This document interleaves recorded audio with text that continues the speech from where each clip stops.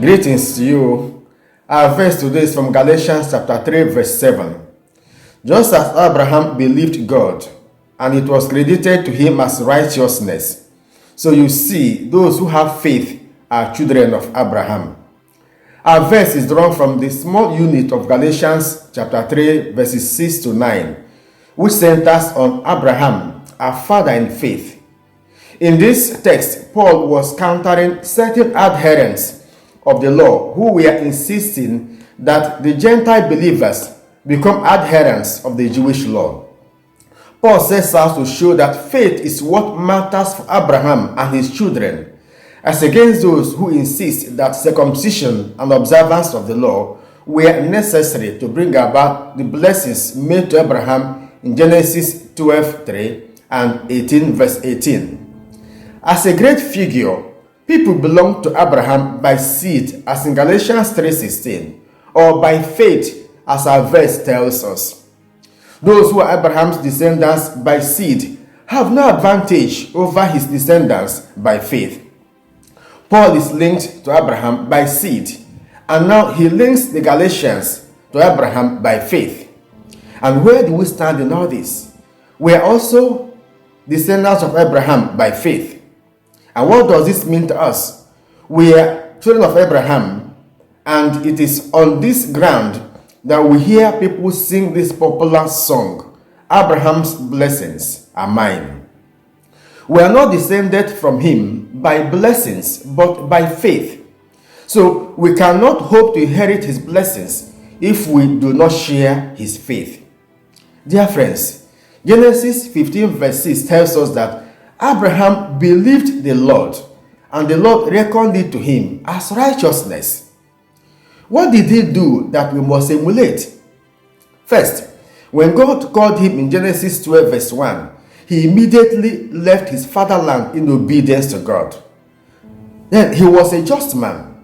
He avoided conflicts by allowing his nephew, Lot, to choose first which part of the land to occupy with his herdsmen.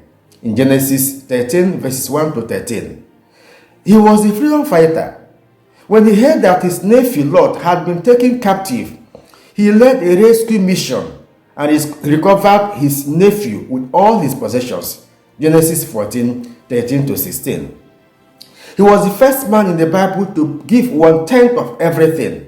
He gave it to Melchizedek, king of Salem, who was a priest of God Most High. And Melchizedek blessed him. Genesis 14, 17 to 20. In Genesis 15, God made a covenant with Abraham, and Abraham kept to the terms of the covenant. Abraham was also an intercessor. He interceded for the sinful people of Sodom and Gomorrah. Genesis 18, 22 to 33. Abraham was 75 years old when God called him. He continued to wait on God, and it was only at the age of 100 that God fulfilled his promise with the birth of Isaac. Genesis 21, 1 to 7. Summarily, Abraham was obedient, he was just, a freedom fighter, generous, God-fearing, compassionate to sinners, and kind to strangers. He trusted God, and he patiently held on to God. This is how Abraham showed his faith, and that makes him righteous or upright. We are his children by faith, and we are expected to live like our Father. What makes us righteous is not when we lock ourselves in our rooms in fasting and prayer without making any impact in the lives of others. We manifest our righteousness through our works of faith and by reflecting the beautiful face of God in the lives we live. Remember, the righteous live by faith. Habakkuk chapter 2 verse 4.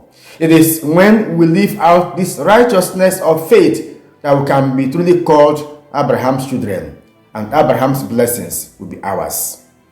As you hold on to the faith of Abraham, may God fulfill his promises and multiply your blessings like the stars of heaven. Amen. God bless you. Have a nice day.